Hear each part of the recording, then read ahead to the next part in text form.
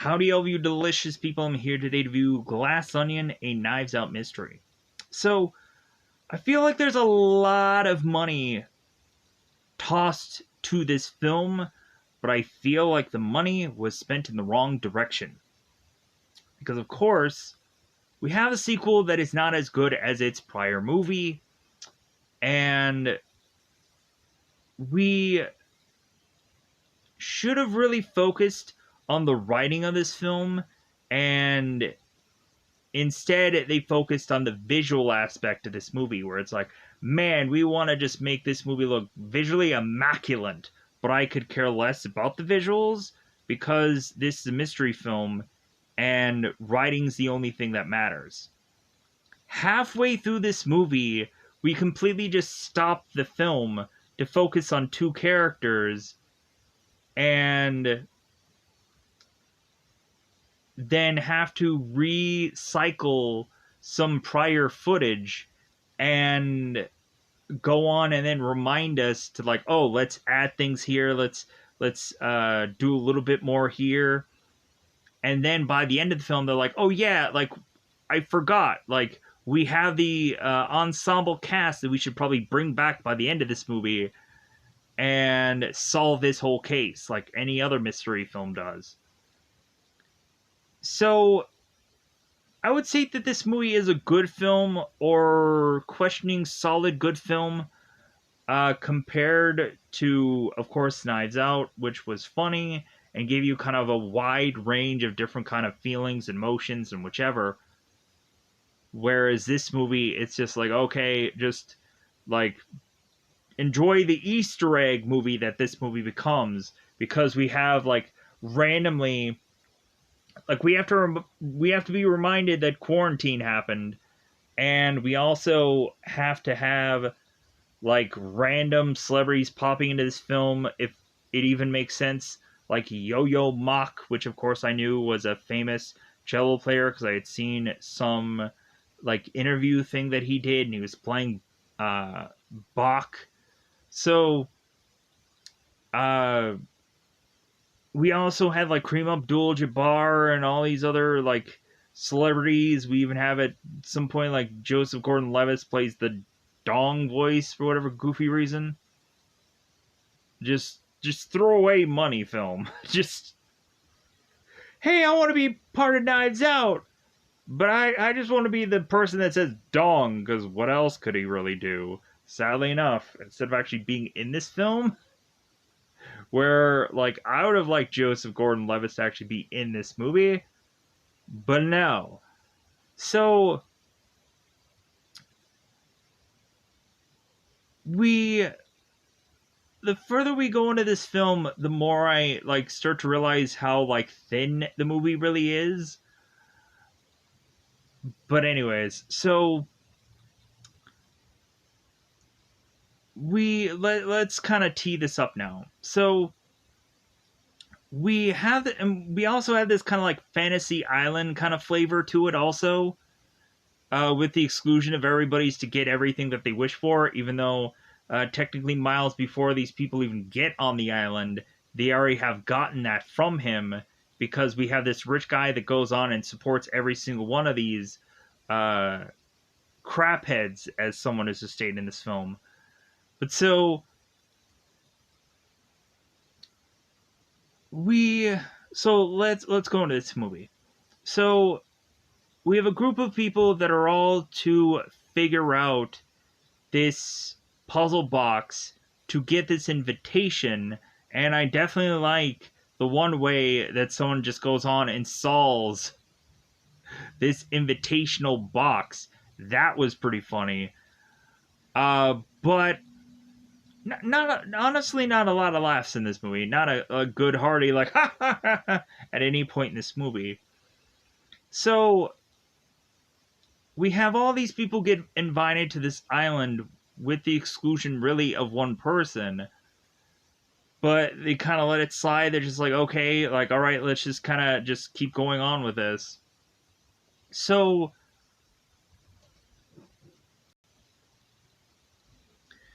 So Miles is to state who is the host of this whole thing. He has a mansion that, of course, is his, and he seemingly is on an island that is all reserved to him and probably him alone.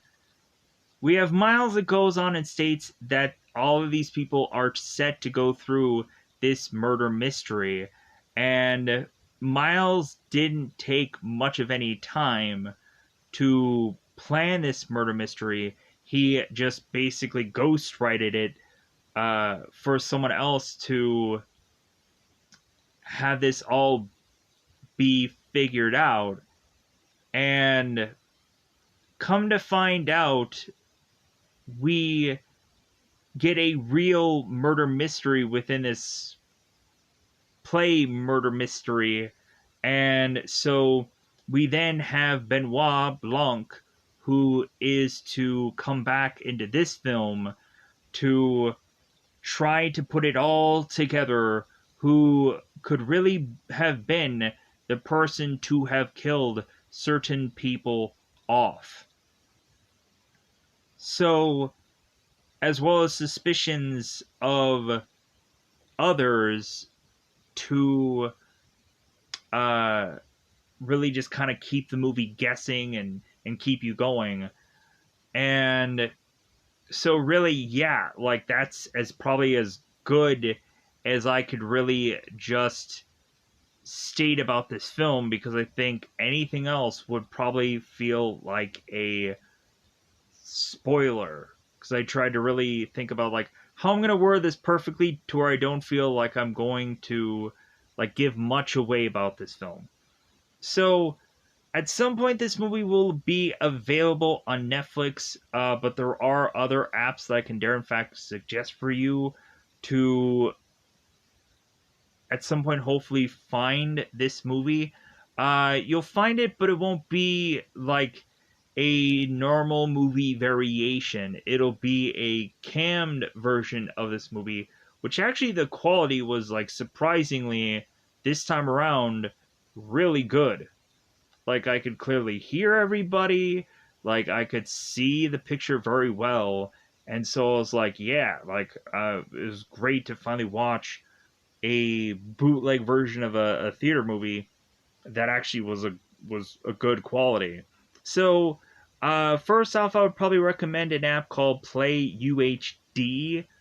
I'm not quite sure if these are still available on the Google Play Store, because obviously the one app that I would normally go to, which of course would be Doxy, is not on the Google Play Store either. Currently is actually to be called Colness Goal, CULNISSGOAL.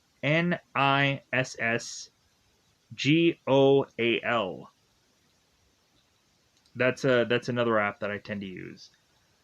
And I would also go on to recommend a app called Yes Movies. Not quite sure how easy it is to go on and get Yes Movies through the Google Play Store, but for now, for this movie, that's where I'd recommend you going on and hopefully finding this film. If not, then at some point I would just say to either go to the theater or wait to see it on Netflix. I wouldn't like say rush to the theater. I would say like, hey, if you have nothing else better to do, then check out this film, because I don't feel like it's like it's a real movie that you need to go on like, yeah, I need to see this. I need to like I just saw it just simply because it was easily available. So with that said, let's go on and let's get into that double 5-time territory, because it's about that time yet again to of course go into spoilers about this film. Let's go into spoiler time. Spoiler time, it's about that time we spoil this movie. So in the very beginning of the film, we are to go on and have Claire DeBella, who is to be this political figure that is trying to get ready for this interview. She's like scrambling, and she, of course, has this family. We have this husband that goes on to tell her that some gift has arrived, this box has arrived, and it is, of course, from Miles. So we have Claire that goes on and does this interview, and at some point she's looking in front of this box. So we shift to Lionel, uh, who is to be this scientist. And he's going on and talking to a huge number of other scientists. And we have Lionel, who is to state that he has gotten so many faxes and so many like late night random like texts or whatever that Miles would go on and send him. And come to find out, like, somehow, like, none of this would make any real sense, but somehow it would just make possibly money regardless. So, like, Lionel doesn't understand what Miles is really trying to do or trying to say or whatever. So he then ends up getting this box also, and so he's like, okay, like, I'm just gonna go on and I'm gonna open up this box. So cue us then transitioning to Birdie J, who is played by Kate Hudson. She is at this big, massive house with this huge doorway of a number of just random people all over the gosh darn place. So Birdie J is to, of course, own this this company called Sweetie, like Sweetie Pants, or let me get the correct name here. So I have it freaking somewhere. Yeah, Sweetie Pants. My bad. Sorry for that taking so long because I wanted to make sure I got the name right. And so both Birdie J and Peg are in here, and we kind of have Birdie J that seems to be getting bored, and so Peg is to be Birdie J's assistant and is to really just go on and say, it's like, well, hey, you have this box, here you go, here's your fun. So we then transition to Duke. Duke, of course, is Dave Bautista's character, who we come to find out is this streamer. And I was like, okay, honestly, wasn't really expecting that, but okay, all right. So, come to find out, Duke has like a massive following on Twitter or Twitch. My bad, Twitch. So Duke, it seems, is having to do this video where he is to talk about that Jimmy Kimmel had misconstrued what he had gone on to state about, uh, of course, women's chess.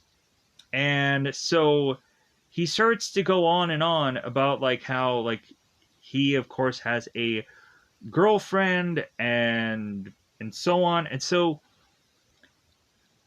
we have Duke, who is live streaming, talking about his kind of rebuttal about this. We come to find out at some point that Duke is a character that the biggest kind of problem that he got himself in is that he went on to sell some kind of rhino boner pills or something like that, and that ended up getting him in really hot water. So all of a sudden, Duke is trying to do this response via live stream, and we all of a sudden have Duke's mother who is to interrupt him. And so Duke runs out to tell his mother, who's kind of handling uh, the dirty clothes and so on and so forth, kind of doing the laundry. We have Duke that is to yell at his mother. It's like, well, hey, don't interrupt me when I'm doing my live streams. And so that's of course when Duke's mother tells him about the box. So we have all these characters that are going on, and they're all looking at this box, and they have at some point all called one another.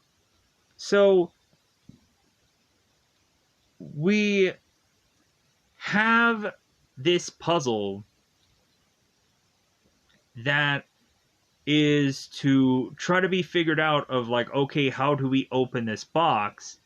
And we have Lionel that figures out that he needs to just kind of put his finger and kind of zone out a little bit, and he can see like exactly where this arrow is on this box. And so Lionel hits this button that opens this up because Duke is the state that his mother was to open this up by accident. And so Duke is thinking that it's some goofy speaker system that Miles had sent them. So we go on to, of course, have them be listening to this music, and we have Yo-Yo Mock that is sitting there listening to this song, and he realizes that it's a song, but it's kind of just fused in some way.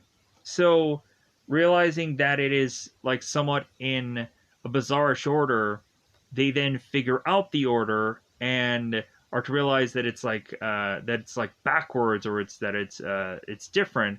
And so Lionel is to go on and adjust the next thing, and they end up getting to the next part of this, which is to seem like all these kind of childish like games. So we have Lionel that goes on to like have certain people try to figure out all these games, and so they do this kind of like Chinese checkers kind of thing. They have this like tic-tac-toe game. They end up going on and having to solve this puzzle, which all reveals N, and Lionel is to realize that they need to point the box north, and once they do that, they finally have this thing open up to them, and this ball ends up opening up also, and we have this invitation for all of the disruptors that they are like friendly invited to go to the island to meet up with Miles so they can go on and have this fun time. So we go through all of this elaborate puzzle making thing, and then we go on to have a woman named we have a woman that ends up stumbling upon this box, who just looks at the box and takes a hammer completely to it, finds the invitation, is like, oh, okay, well, I guess I'm going to this party. And we're like, what? So I was like, oh my god, that actually is so funny. We have all these people that are doing all this puzzle making, and the one girl just takes a hammer to it and then finds the invitation. She's like, well, I'm going to this party. So we then have Daniel Craig's character, who is Benoit Blanc.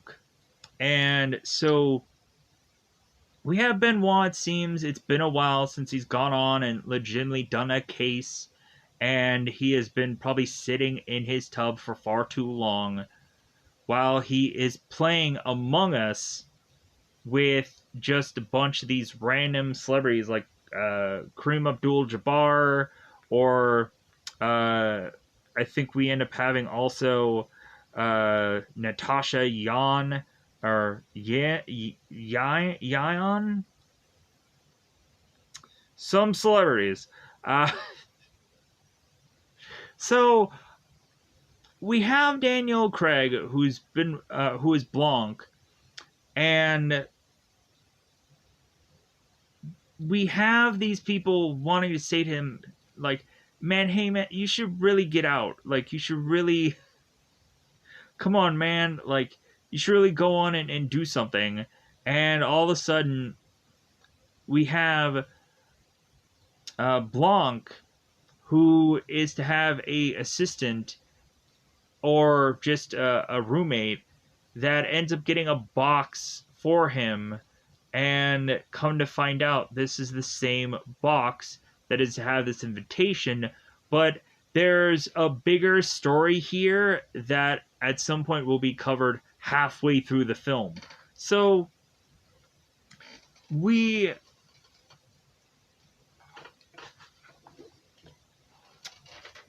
uh, whoa we go on here to have all our characters make it to this island, and we have Miles that is to, of course, know all these like people. They're very good friends to him, and then all of a sudden, Blanc comes in here, and Miles is just like, okay, like I know every single person here, and you're just a world-renowned detective. Like that'll be cool to have a detective on for my mystery party. Isn't that great?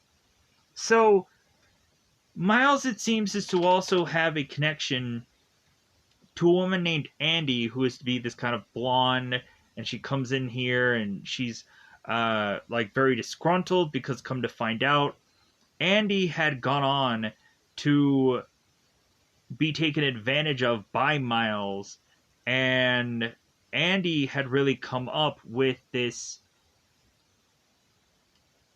huge, big, massive thing, and Miles took it and ran with it and made a ton of money and left Andy in the dust. So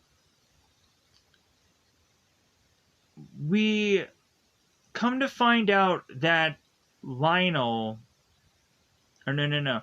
So we come to find out that every one of these people have a connection to Miles, and we'll get to that soon. So we have Miles that goes on and finds Blanc and is like, hey, like I need to talk to you.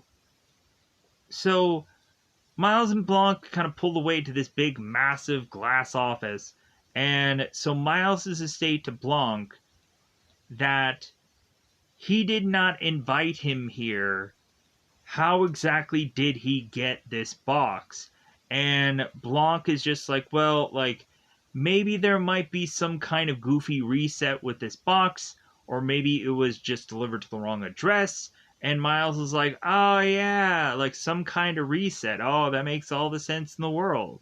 So Miles is just like, well, yeah, like I didn't invite you, but you're here by accident. So, like, you know what? Like, you'll be here, like you can have anything you like, so on and so forth. So it seems that Blanc is just some kind of bizarre X factor here that Miles didn't account for. So we go on to have Miles now, or we also have Blanc, who had seemed to have gone on and done his research about a number of these people. And so we have at one point where like these guys are kind of just enjoying this pool, and we all of a sudden have Dave Batista, who is to whip out this gun, fire into the air, and Blanc is to state, it's like, well, like, do you have that gun like everywhere? And we have Duke, who says, is like, well, yeah, like you never know when you're gonna need it. And so they're like, oh, okay, so this guy has this gun like attached to his hip at all times, or in this case, like attached to his like trunks at all times. So that's to be like very important during this film. So we go on to have, after everyone kind of gets out of the pool and they're all together, we finally have Blanc who asks Miles, is like, well, hey, like, why are you all called the Disruptors? And so Miles' state, the reason why they gave them all that nickname is because we have a lot of these people here that went on to like go up against the system and gave the system the middle finger, and how all these people just kind of became like these big massive uh like things all on their own. And then we turn around and we have Andy, who is the state, it's like, oh, no, no, no, no, like none of these people like became these big massive things all on their own. And so we go on to have Andy rattle off that Miles had funded Claire's political career, and that Lionel, of course, was working for Miles, so that solves that. We have Birdie J, who had the Sweetie Pants line, and it seems that Blanc is to be a real fan of the Sweetie Pants for some reason. And so Andy is to mention that at some point when Birdie J had said some like slur or some offensive thing, because Peg is trying to control Birdie J from saying any more offensive statements, we had Miles who went on and was to fund Birdie J's Sweetie Pants line and was to kind of seemingly take control of that company. And so we also, when Duke was to have the Rhino steroid incident, we had Miles come in and figure out a way to fund Duke's live stream to where it became heavily successful. So it seems that Miles has his hands in every single one of these people, and they are wrestling deeply upon Miles's teat, so to speak. So, and we also have this random guy named Daryl who's just consistently in the background, and he's just going through some stuff, and Miles is to tell everybody, well, yeah, like he's just a friend of mine, and he's going through some stuff, but hey, like just have him be no never mind to anybody, and like he's just a background character. So we had also stated at one point, while Birdie J was at the pool with everyone else, Birdie J was to mention that she liked it when Miles was a nobody, because Birdie J, of course, was to be this huge thing, and she liked the fact that Miles was a nobody, and like she could use that to her benefit. But now, since Miles is to be like this way much more richer guy than Birdie could possibly be, like she just wanted to keep Miles somehow under her thumb, and she can't do that anymore. So we turn around after all that beach incident, and everybody kind of going back and having Andy kind of talk about each individual person. We then go on and have them all go to dinner. And so Miles then goes on to explain to everybody why they're all here, because the whole entire weekend they're going to do this murder mystery, and Miles is going to be dead. And Duke goes on to ask Miles, it's like, well, like, yeah, like, you're gonna be dead, but like, can we like still talk to you? And Miles is like, well, yeah, like, I'm not gonna go on and just pretend to be dead the whole weekend. Like we can go on and have fun, and at some point, like you guys can like ask me questions about the mystery, but like I can't help you like really solve the case. Like you have to figure it out. So we have Blanc that goes on and asks Miles, is like, well, like, what's the reward for solving the case? And Miles is like, reward? What do you need a reward for? Because in all honesty, like everybody is kind of rich here, and then Blanc is just like again the character that like feels like, well, yeah, like if you win something, like, don't you get something? And so Blanc is just like, I don't know, like an iPad. I don't know. Yeah, like an iPad is like a couple $100. So like thinking about it, yeah, like an iPad would be pretty sweet. So we have Miles is like, sure, an iPad, all right. So we go on to have Miles, who is to kind of talk to all the people, so on and so forth. And so we have Blanc, who is to finally just step in and interrupt Miles and solve the entire case that is supposed to go for a whole weekend right then and there. So Blanc is to notice that there is a crossbow contraption that is placed to be near by the direction where Miles is sitting. And Blanc is to have also stated so many things that aren't to actually be the correct words used so often.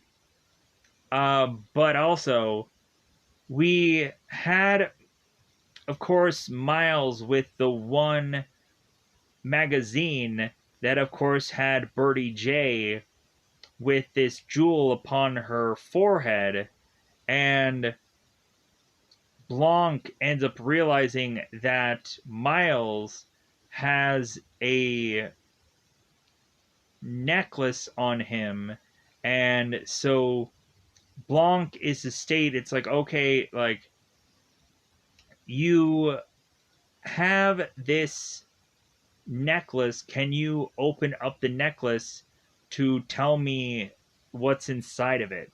And it's the same exact jewel that Birdie J had. And so the murderer was to be Birdie J, the way of which was to be this crossbow that went off on its own. And so we had Miles that is just baffled about all this, because it's like, oh my god, I put in all of this planning and all of these things, and we of course have Blanc that solves all this in mere minutes. And so Blanc is just like, well, all right. So we have the crossbow that fires and hits Miles in the chest, and he starts bleeding out with fake blood. And Miles is just like, dude, I spent a lot of money on this case, and for him to just solve it. And so we again have Miles and Blanc go at some point into another room, and Miles is to chuck Blanc this iPad. Like, here you go. Here's your consolation prize. Enjoy. So we have Miles. It's just like, how did you figure all of that out? I spent so much time. So anyways, they realize that the like everybody is just thinking that maybe they're gonna go on and just leave.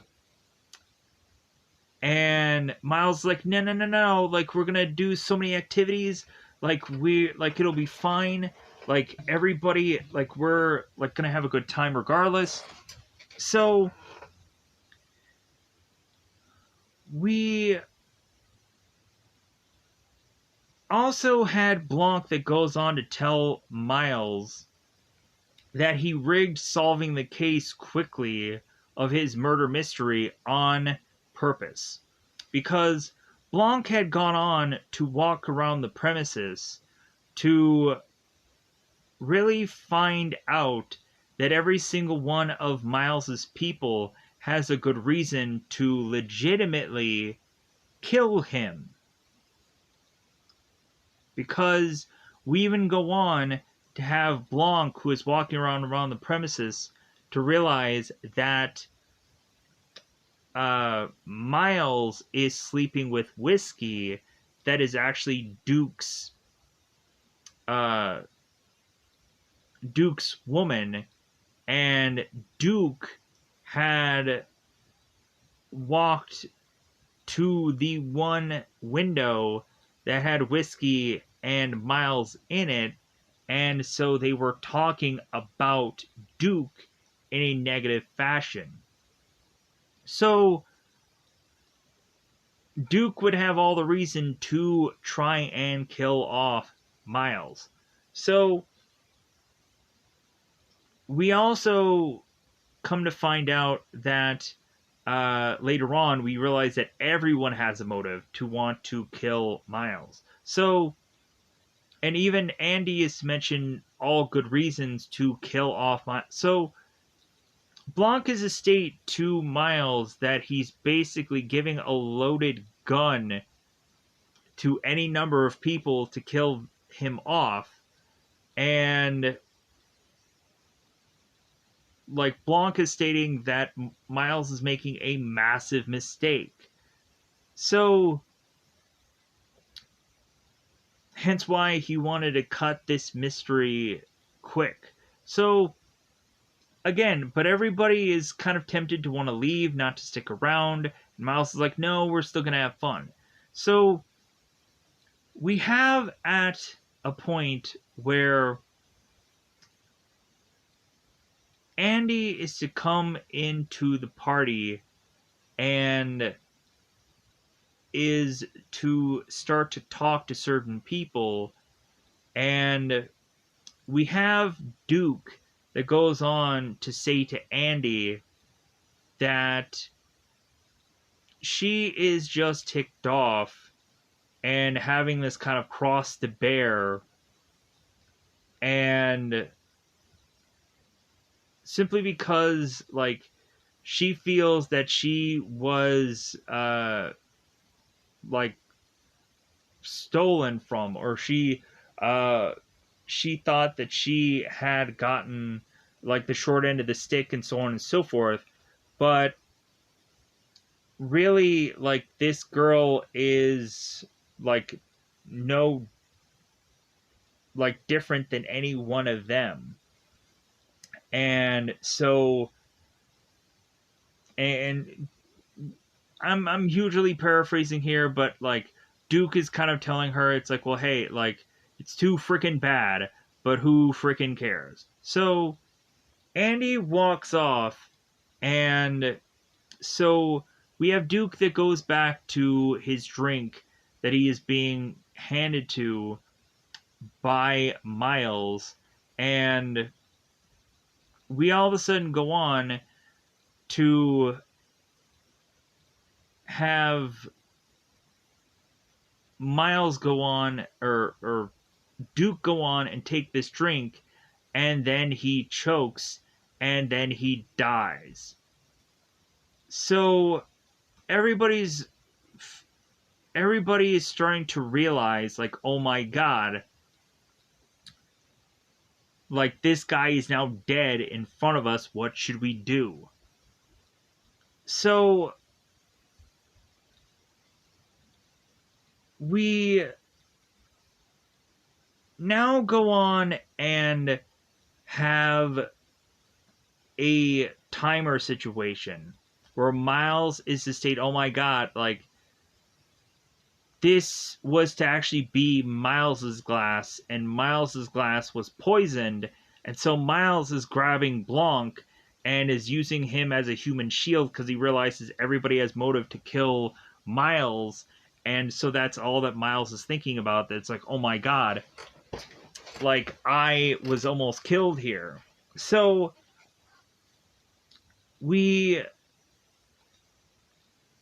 have at one point that Miles's estate, that he had a timer on the house, and so Blanc is asking, Miles is like, well, like, what is the timer going to do?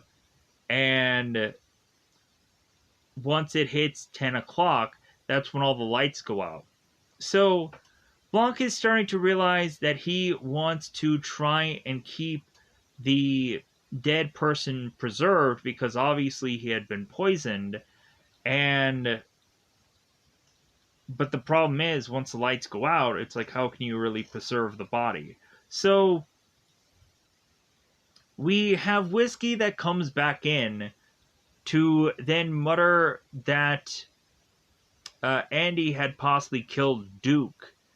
And so when Blanc runs off to find Andy, Blanc realizes that there's only one person and one person alone that is to have the answers to this case, and that would have to go on and be Andy.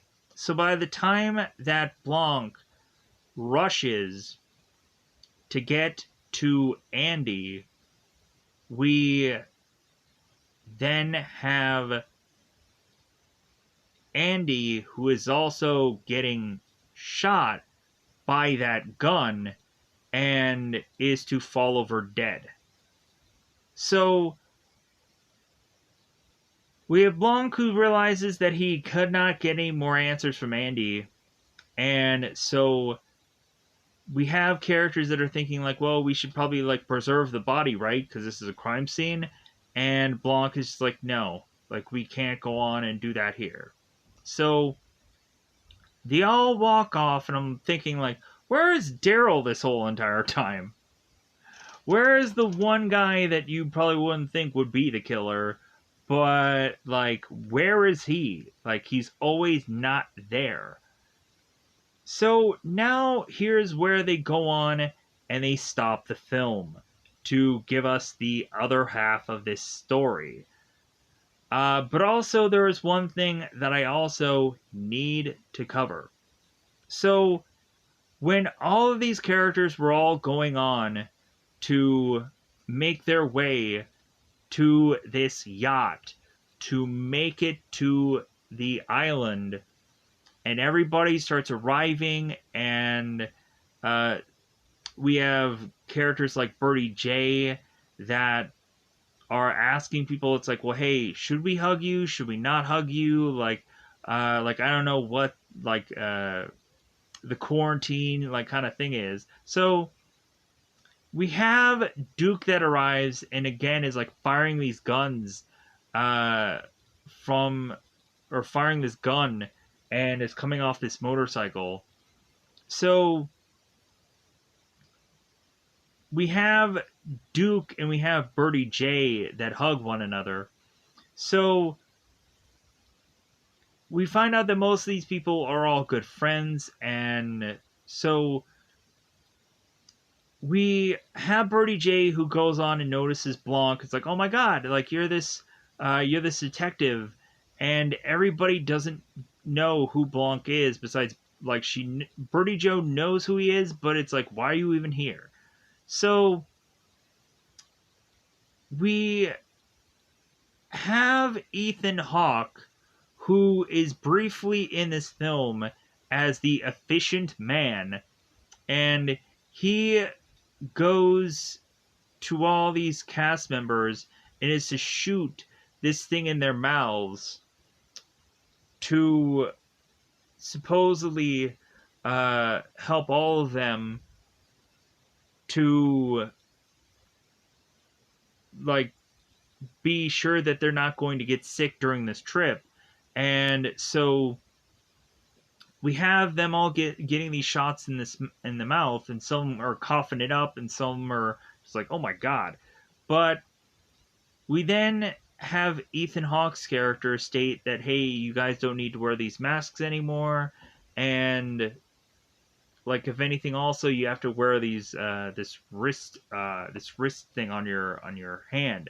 So, and then Ethan Hawke walks off. So we get to Duke when the efficient man is talking to Duke, and Duke is stating, it's like, well, hey, like, this medication doesn't have anything to do with pineapple, does it? Because I get allergies with pineapple.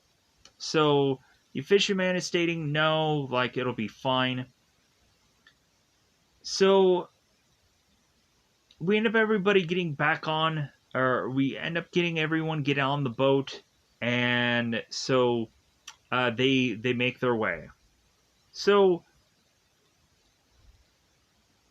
come to find out that little bit of piece of information is also important for some goofy reason, because we have to recount and replay everything in this film like any normal mystery film, but still. So we now have to go on and tell the story of the girl who is to take a hammer to a box.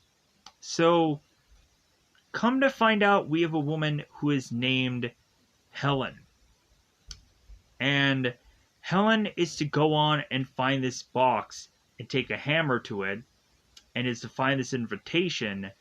And instead of going on and just going to this party and figuring it out, instead Helen goes on to meet with Blanc, and it's to state that she had this box that was to have this invitation inside of it,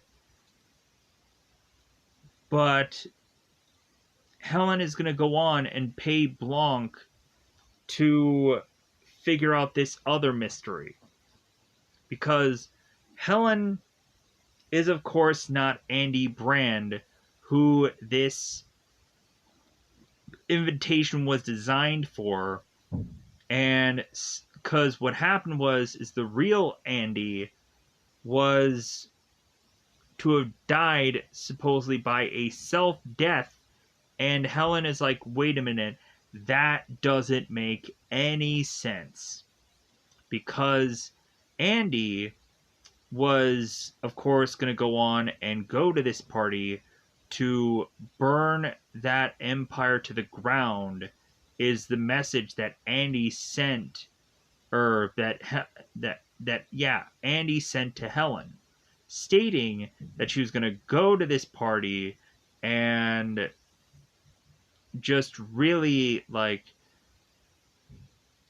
try to get or figure out how to get to convince all these people to help her out and figure out a way to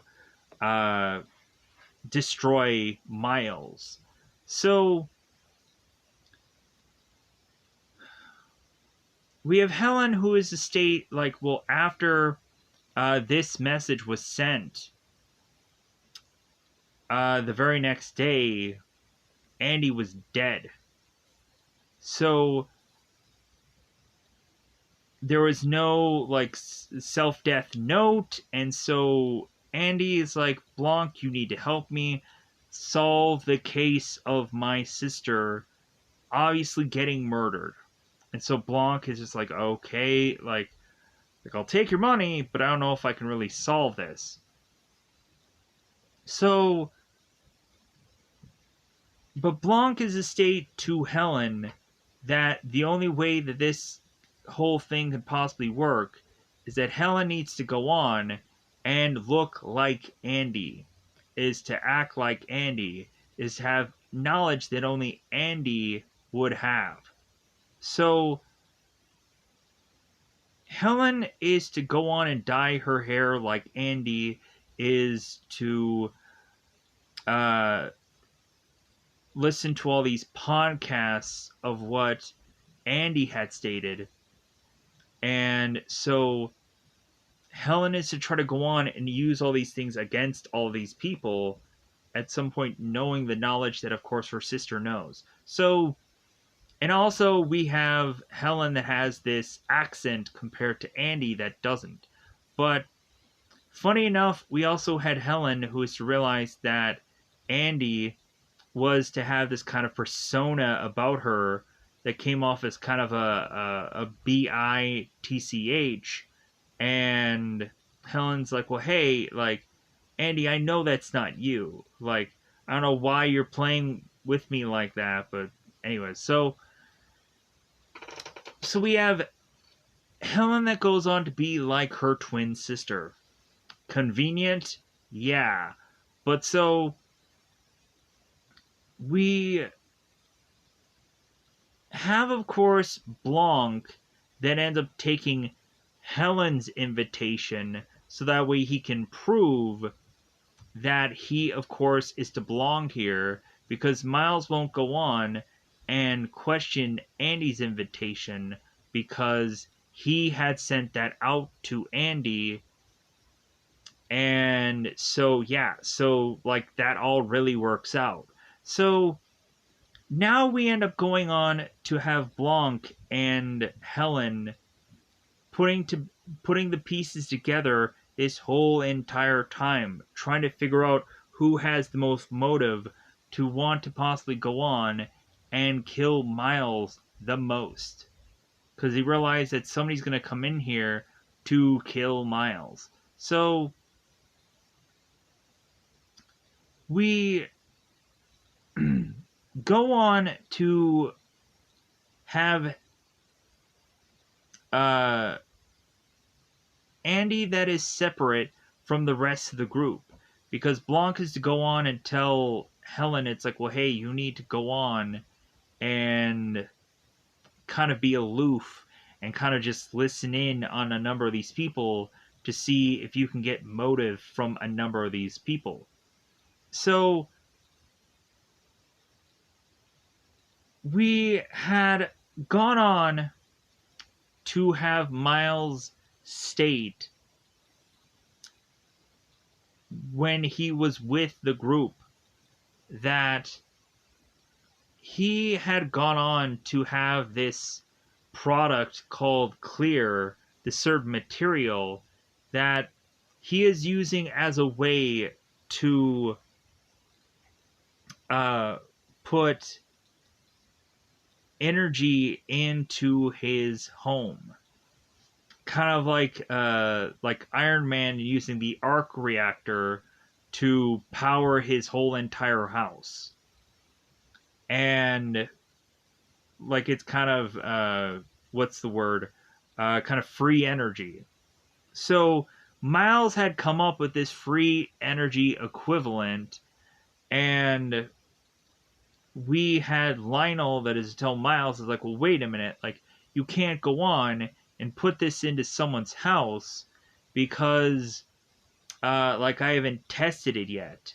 Like, give me 2 years and then I can go on and say that this thing is flawless and you can put something into somebody's house. And Miles is like, well, I already have my own. And so we go on to have Helen that listens in on Birdie J.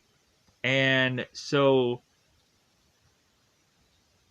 Birdie J is a state that, yeah, like, she liked the fact that she had Miles under her thumb, and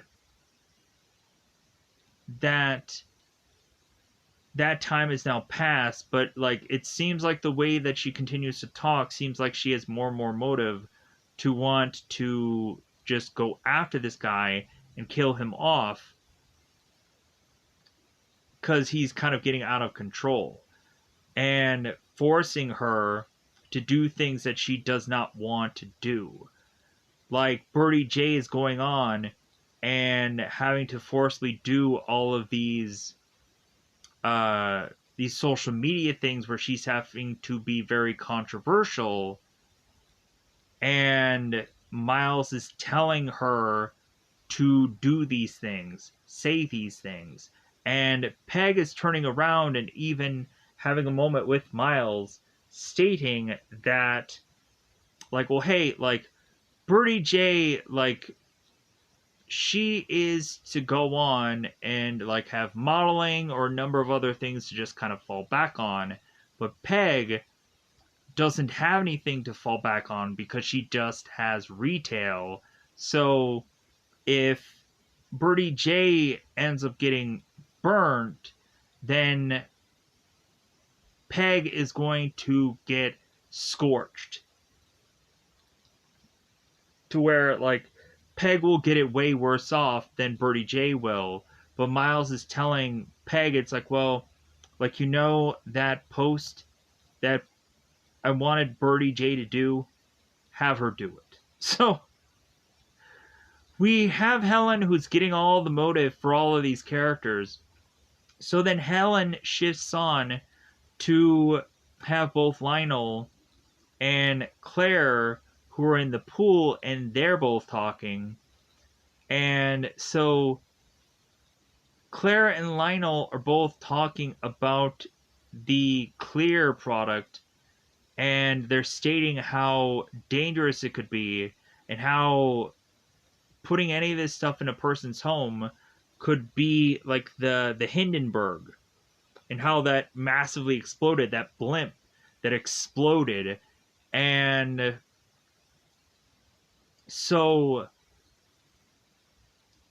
Claire and Lionel are realizing how this could heavily backfire on them by being tied to Miles when this happens.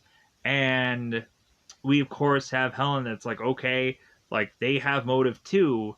And so we have both Blanc and we have both Helen that go on to seek out Duke, and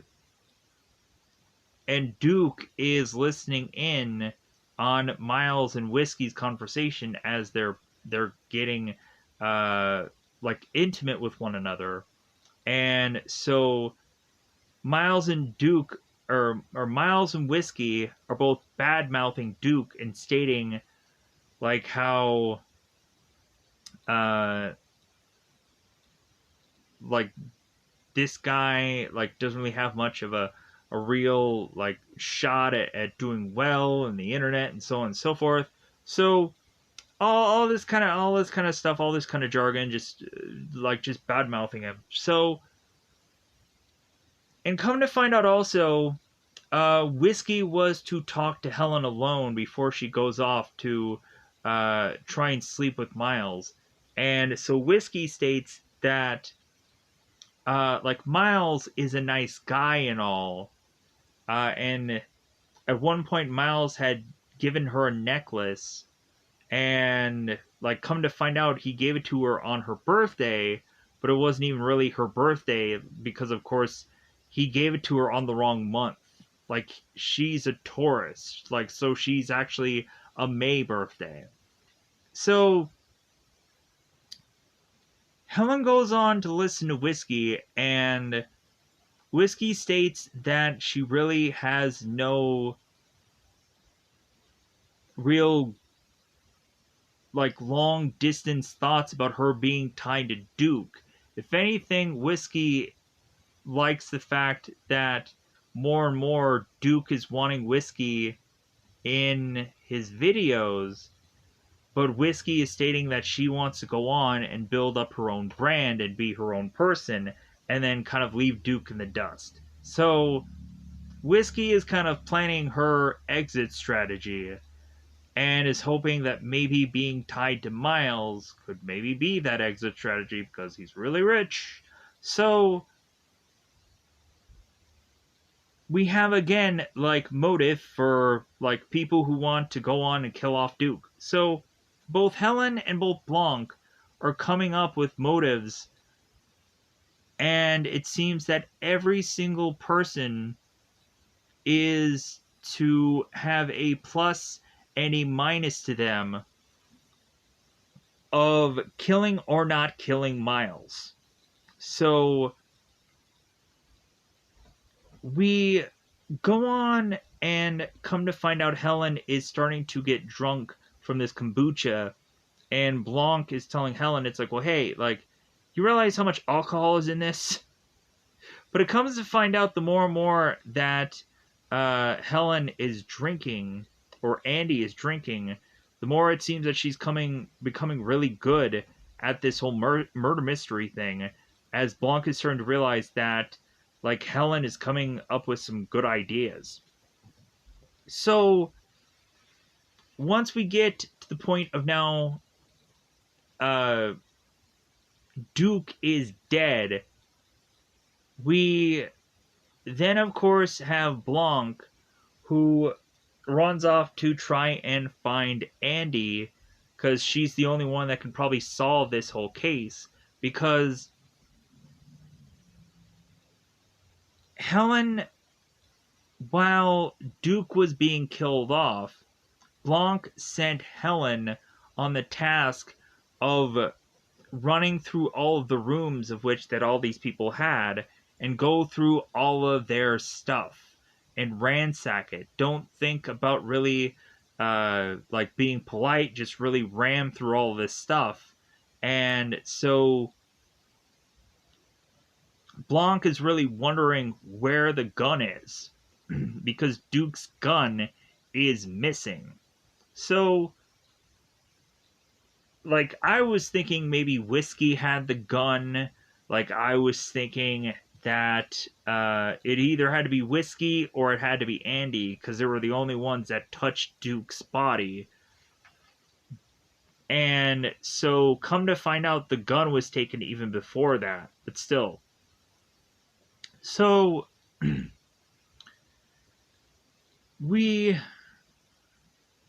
have we have Blanc that runs off to see Andy and is to talk to her, and Andy could not get any clear consensus from any of these rooms, but Andy does go on and find Whiskey in her room, and she has this harpoon gun, and we have Andy that mentions that Duke is dead, and Andy is to mention, it's like, well, good, like, that guy got what he deserved, and, like, you don't need him. So, bizarrely, we had Whiskey that took that as, like, oh, Andy killed Duke. So, when Blanc runs off to Andy, we then have Andy who gets shot, but come to find out, the bullet ends up hitting this notebook that Andy had, and so she does not really die. So we had Blanc that went on to try this hot sauce, and we had Miles that states that, well, like, yeah, like, he gets sent like pallets of this stuff, like a mass number of this hot sauce, and so, like, he gets it as a gift from one of his friends. So Miles is to tell Blanc to keep a sample of it for himself, and so Blanc now has that sample and is to spray it all over, or is to kind of give it to Andy, and Andy kind of sprays this hot sauce over her chest, and then is to kind of have a little bit on her face. So Andy is to then pretend she's dead, and when everybody comes out, like, oh my god, she's now dead, and then Blanc is like, well, hey, nobody go over the body, everybody just kind of run off, so, and go back to the house, and that's when, like, the power is, or that's when the story just kind of stops at some point. So, we had also Helen that was to state that Andy had a red letter that she, of course, could not find around Andy's body. But she sent that picture, and so Helen knew about that letter that Andy was going to send. So Helen needed to go on and find that letter. We also were to find out that a lot of people did care about Andy also. Because we had a scene where, like, right around, like, the beach party scene, where Andy had been at her home and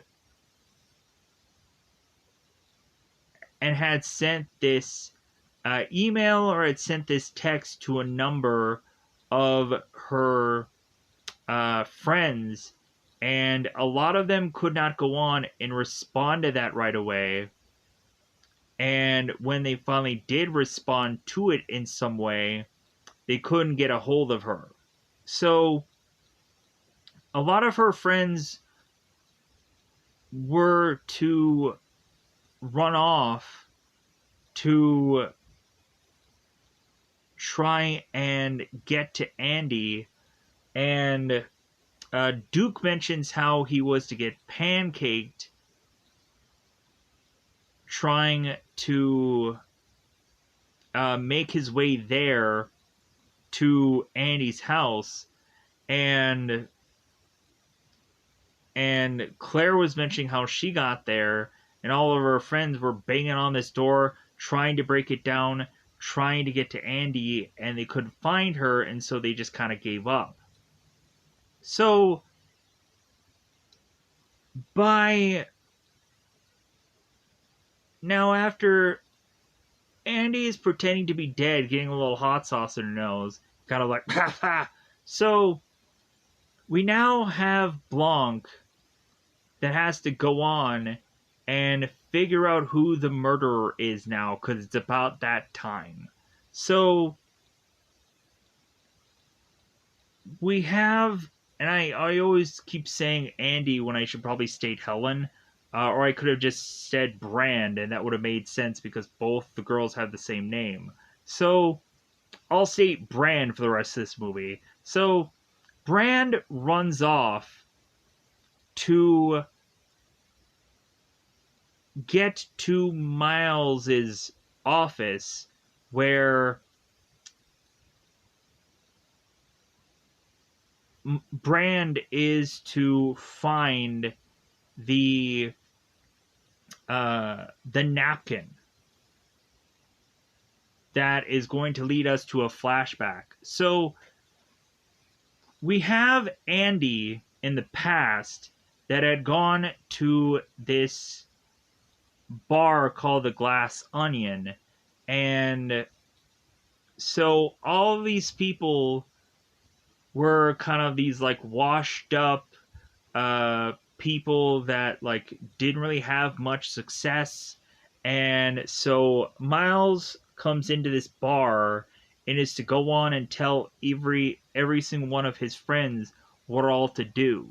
Like, Miles goes on and tells Duke to start a Twitch account.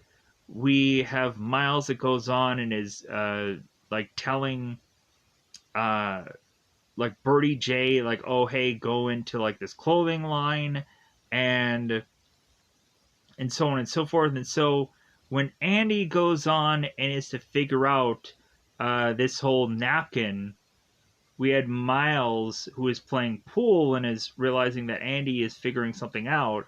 And so Miles is like, hey, what's on that napkin? And that's when he ends up taking it and taking advantage of it. And so, come to find out, Brand here is going to find something along with that napkin. So we have Blanc that starts to go on and starts to explain who he feels is the murderer. So we of course are to realize that Miles had to be so worried about someone going on and trying to kill him on this night, and that there is a number of motives. It seems like everybody should possibly be a one to try and kill off Miles here, and some people might have even had a good opportunity. So Blanc mentions how every time Miles is to state some big, huge, massive word, how it's really just stated all incorrectly, so on and so forth, to the point of Blanc just getting irritated by it. So Blanc goes on and is to further and further realize that Miles is actually stupid. That's where we get further and further with Blanc having this whole like mystery thing that took like Blanc like seemingly minutes to solve, and or seemingly like just one day to solve, and it was easy. So Blanc is a state that he could not come up with a mystery to save his soul, that he had to have some ghostwriter come up with this mystery that wasn't really all that good. So Blanc writes Miles off as stupid, and so we then have Blanc that goes on to figure out who had killed these people, and so we had Blanc stating that Duke and Miles must have gotten their drinks mixed up, but instead, Blanc states, oh, no, no, no, no. Miles was to go on and hand Duke Miles's drink, knowing good and well that it was poisoned because Miles had put the poison in Duke's drink. Because Miles had gone on to put pineapple juice in Duke's drink because, of course, Birdie J in her alcoholic beverage had to have like pineapple juice in her drink. So that's how the pineapple juice was already lying around for Miles to pour pineapple juice into Duke's drink and kill him off. So we then go on to then state, because we also had Duke who they show the footage again where Duke was to state, it's like, oh yeah, like I'm allergic to pineapple. So Blanc was to tell Miles that the whole like poisoning with the whole pineapple juice was just dumb. But then on top of that, Miles had gone on to take the gun from Duke without him realizing it and chucked it into this ice bowl. And so Miles had waited for the perfect time for things to go dark in the house to chase after Andy and shoot her, and so Miles would not go on and be guilty of any of these charges, and then so Miles rejoins the group. And so, but Miles this whole time is thinking like, oh my god, one of these people are going to kill me, like it's only a matter of time. But come to find out, Miles is the only real killer here. So we then have Brand, who brings in the clear-cut evidence that Miles had the red letter, the red envelope, with which that Andy was going to, like, yeah, like, this was the one thing. This is like the smoking gun. To state that Miles had also killed Andy. And we, of course, had Brand that also had the the napkin, and clearly the napkin is to also be the motive for Miles to go on and kill Andy, and Miles could state it's like, well, no, no, no, no. Like, anybody could go on and to have found, like, a napkin that looks like that, and they could just write all this stuff. And Andy's like, or Brand is like, no. Like, this bar had closed 8 years ago, and the bar has imprinted its name on it, so you can't just get this napkin anywhere. So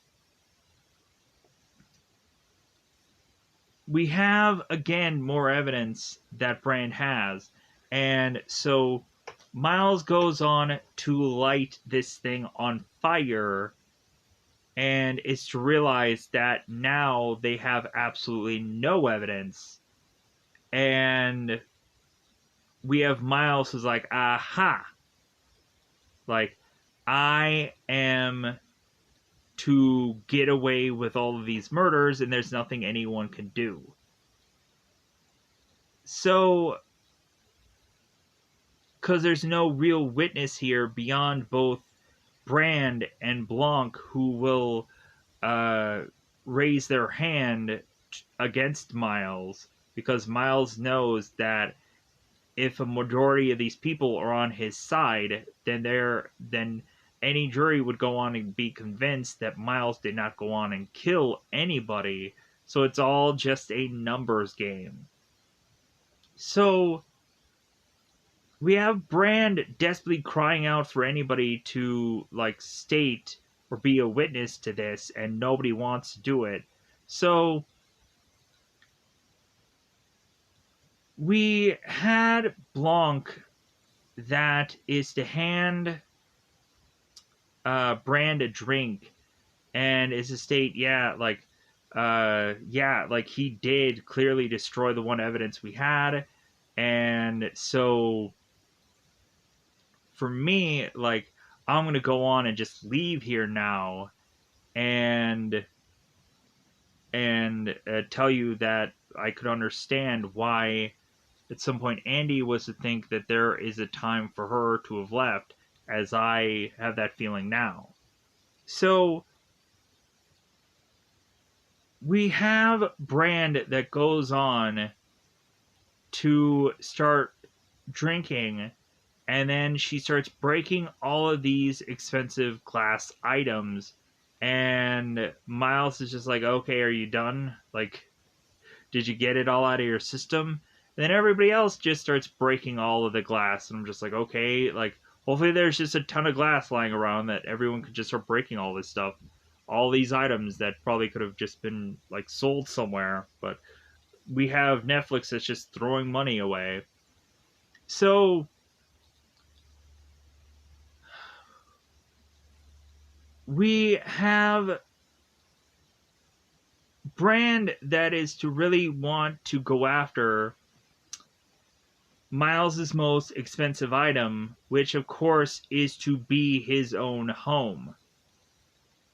She is to go on and break this one bar, and is to put a flame to it, and so the house starts to burn up. And so Miles is like, okay, are you done yet? Like, dude, I'm so rich I can buy 20 houses. So we have Helen that takes the one material that's the clear product, and she tosses it into the fire, and we have Claire who's like, oh my god, this is gonna be like the Hindenburg, and the whole house, the whole mansion blows up. Not in like the perfect, like, everyone just died kind of thing. No. The house blows up, it's still burning up all over the place now. So we then have, of course, one thing that is to be this piece of artwork being protected by this heat shield, and that, of course, is to be the legitimate Mona Lisa. Because everybody goes on and sees this random painting, and they're like, there's no way that this is legitimately the Mona Lisa. And Miles's estate, it's like, well, France needed a lot of money, so I went on and just paid them to take the Mona Lisa. And so anytime anybody's to make a sound around the Mona Lisa, a shield guard comes up, and the only thing is that Miles has this button that he can press to have the shield come back down. So Brand is to look at the Mona Lisa, and Miles is like, oh my god, no. So the house is burning down, and so Brand ends up pressing the lever to push the heat shield back down, and so that, of course, is when the Mona Lisa is to start on fire, and Miles is like, oh my god, my most valuable possession, oh my god. So after that, we, after this moment, are to basically state that Miles is to lose all of his valuable possessions and to heavily devalue Miles. And we then start to see the sharks that are coming into the water. And so we then have Brand that tells Miles that that she was to have gone on and done like whatever she needed to do to really get to this guy, and so she did. And after we, of course, have Brand that walks off, and Blanc and Daryl are just kind of watching the fire show, the fireworks, we go on to have Claire, Lionel, Birdie J, and everybody going on and saying like, well, hey, I'll be a witness to Miles going on and killing Duke. I'll be a witness for this. I'll be a witness for that. And everybody starts walking away, realizing that Miles is now in shambles. And so, like, I was thinking that at some point,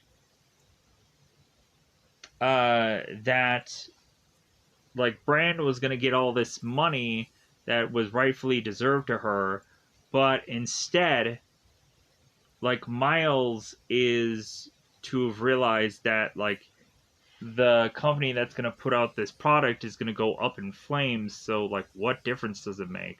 So, Brand re-meets up with Blanc, and so,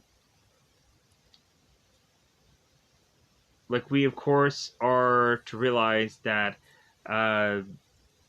these two are going to go on and kind of live happily ever after this story is to be all over. Not saying that they're going to become a couple, but still. So, we have another case technically being solved by Blanc, and Brand was to get her revenge that she wanted, and everyone was to turn on Miles, so that's all that they could have really hoped for. So, that, of course, is the way, and technically, the movie is to wrap up here. So, with that said, I think I'm going to go on and try to get out of here to try to make this video as short as possible. Let me know in the comments below if there's anything that I did forget. There were certain scenes that I didn't want to get into, or I really just wanted to get to them later on purpose, because there were certain parts of certain stories that only mattered at a certain point in time, or really at some point I was like, well, like, I guess I should state this because it technically is important. But with that said, I'm going to go on and get out of here. Let me know in the comments below how you felt about Glass Onion, whether you're tempted to just still see this in the theater, or check this out when it just comes on and drops on Netflix, or if you have no interest in seeing this movie at all because you possibly think that it sucks. So, with that said, goodbye, everybody. Bye, everybody. One quick thing. So, we, of course, had Blanc that also needed to point out to Miles that the way of which that Miles had went about killing Andy's character was in the exact same fashion that Blanc had stated, was to have any number of people be tempted to kill him. And so the way of which that Miles wanted to kill off Andy was only because of Blanc giving him the idea for it earlier in the film. And so, like, that's going to be one obvious thing that I obviously should have pointed out but didn't. So I thought I would just kind of cover it here. So yeah. So I'm just going to leave it off as that. Goodbye, everybody. Bye, everybody.